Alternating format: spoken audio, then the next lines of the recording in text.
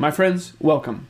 In a previous report, I shared a clip from Professor Yuval Harari, which declared that the state can now so effectively control the information reaching people, and thus people's thoughts and beliefs and actions, that there effectively is no such thing as free will anymore, that humans no longer even have a soul in the eyes of the technocrats. Today I want to build on that and share a document from NATO and some quotes from a panel discussion about something they call cognitive warfare. This panel was just 2 weeks ago, and what we'll learn is that these ideas expressed by Professor Harari are not just the words of some academic in an ivory tower somewhere. They are in fact warfare techniques that have already been developed and operationalized and deployed by NATO.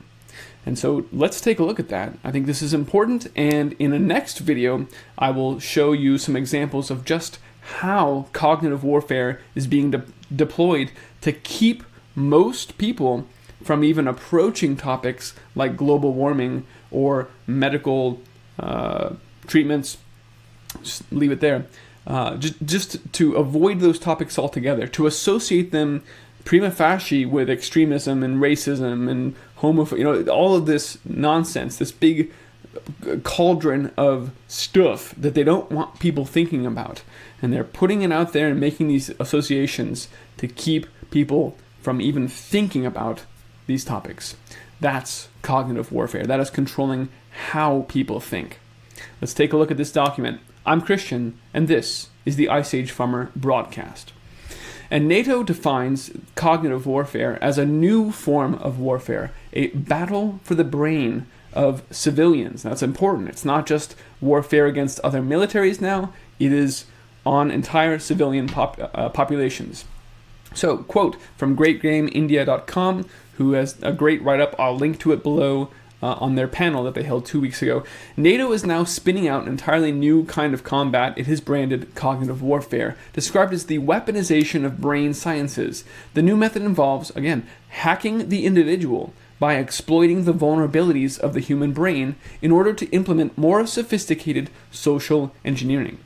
Again, social engineering, information warfare, psychological operations, these are the techniques of yesteryear. It's been decades since Edward Bernays rolled out the freedom sticks and changed the way people thought about these things. Now this is an entirely new generation of techniques which incorporate nanotech, biotech, and all of those human hacking. Let's continue.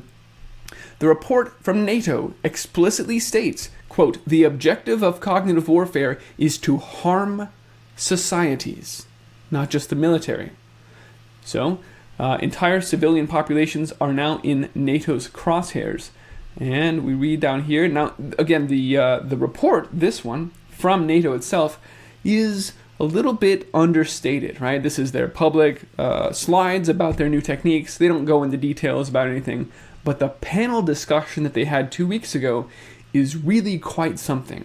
It's really interesting just how candid these individuals are about the nature of their jobs, because to them it's their daily job, right? They just go to work, they've been doing this for years now, and of course we're working on cognitive warfare, and of course it's a weapon on everyone's brain. And we'll hear specifically from François de Clouzot, a former French military officer who back in 2013 kicked off the Innovation Hub for NATO and has been managing some of these cognitive warfare programs. In de Clouzot's own words, cognitive warfare is, quote, right now one of the hottest topics for NATO. Yeah, we're using it. It has become a recurring term in the military terminology in recent years. It's being currently developed by my command here in Norfolk. Really want to emphasize this. It's not academics talking about in the future technocrats will be able to shape humans' thought. No, this is deployed already. NATO has already been hacking people's brains throughout the world. And again, I'll talk more about how that's being done soon. Cognitive warfare starts in the information sphere, but it goes well beyond that. In fact, it involves hyperconnectivity. Now that everyone has a cell phone, it goes with information, because information is the fuel of cognitive warfare, but it goes beyond any of these things. These are all standalone operations. Cognitive warfare overlaps also with big tech companies, with mass surveillance. It's all about leveraging the big data, and go figure that's why all the push to big data over all these years because it was a military strategy from the beginning. The internet always was straight from DARPA, right? We produce data everywhere we go, every minute, every second. We're online. It's extremely easy to leverage this data in order to better know you, and then use that knowledge of you to change the way you think. Huge emphasis on that. Again, it's not just the information that they're going to be feeding you bad stuff now. It's manipulating your brain at a biological level and with some of this social engineering. It's defined as the art, quote, of using technologies to alter the cognition of human targets. And he emphasizes that several times. It is changing the way people's brains work, the how they reach their conclusions, how they reason, or how they don't think critically at all. The technologies now incorporate the fields of NBIC, nanotech, biotech, information technology, and cognitive science. Altogether, it makes a very dangerous kind of cocktail with which we can manipulate your brain. Stick it all into a cauldron, along with some rat tails and bat eyes, and stir it up. And there you go. NATO now has their next generation cognitive warfare. You can see a depiction of it here on his PowerPoint. Information, data, cyber, nanotech, biotech, neural weapons, trust, which the World Economic Forum is all about right now. It's one of their big campaigns. Hybrid warfare, hyperconnectivity. Yeah, they're just telling you right there, cell phone is a weapon. So this is all within the domain of cognitive warfare. Ducluso went on to explain that these exotic new methods of attack go well beyond information warfare, goes well beyond psychological operations. It's not just, again, he makes this point over and over, it's not a fight about what you're thinking.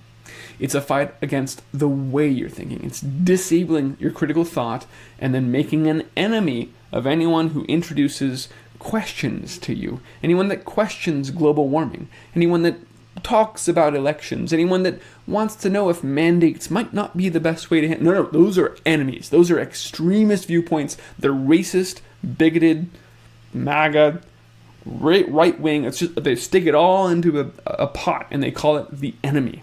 And this is the way of changing how people are not even able to talk about those conversations anymore.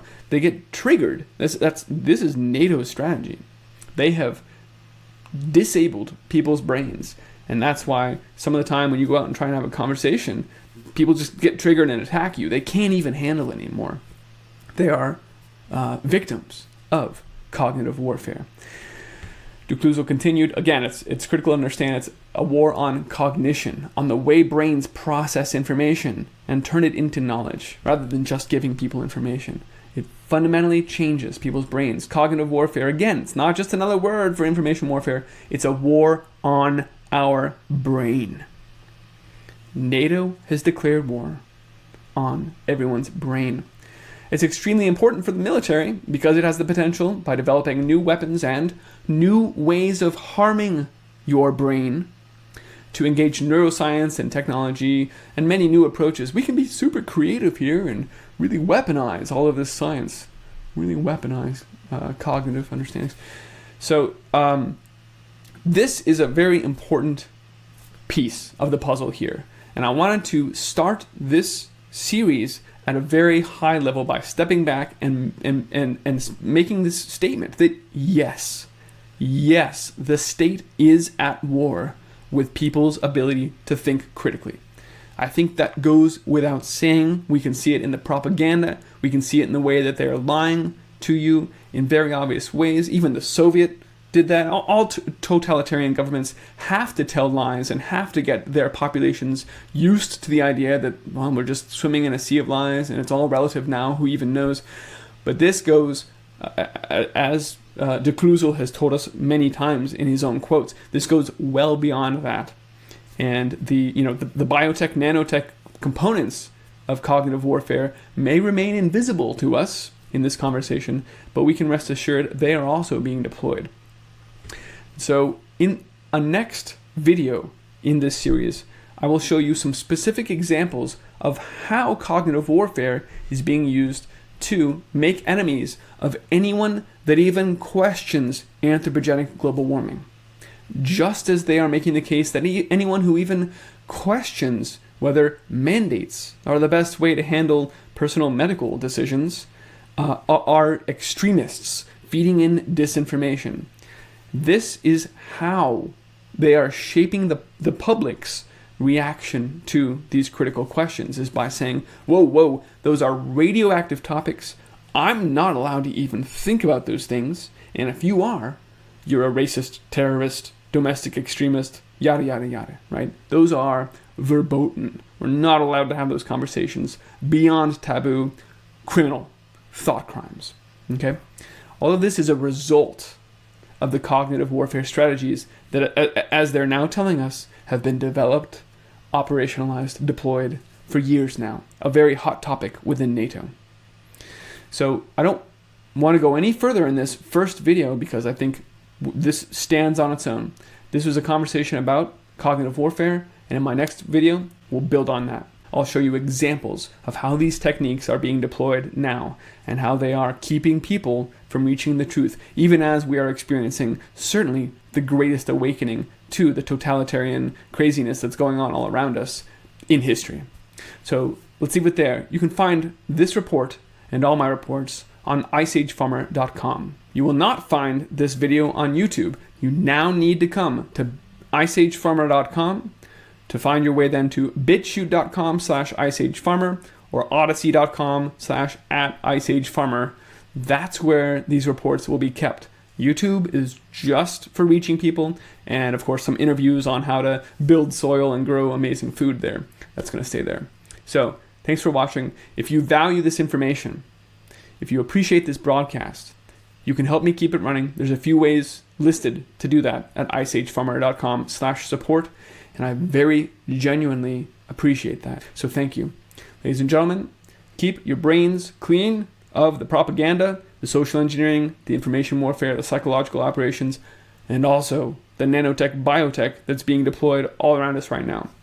We need to be thinking clearly and critically and having important conversations with the people around us. So I hope you'll look for part 2 coming soon, and thanks for watching. Be well.